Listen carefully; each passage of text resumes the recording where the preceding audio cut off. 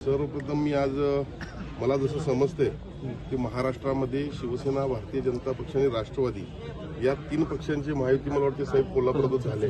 त्यामुळं सगळ्याच कार्यकर्त्यांचं अभिनंदन करतो, सर्व नेत्यांचं अभिनंदन करतो।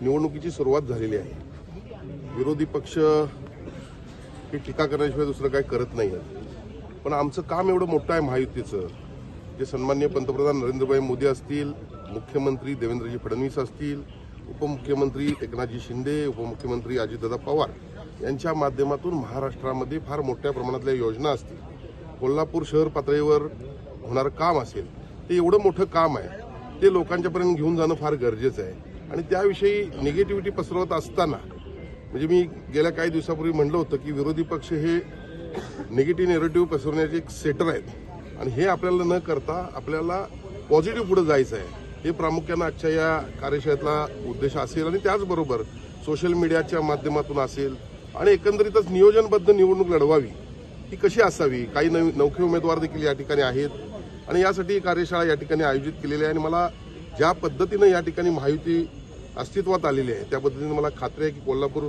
महानगरपालिकेवर या महायुतीचा या ज्येष्ठ नेत्यांच्या नेतृत्वाखाली विजय निश्चित।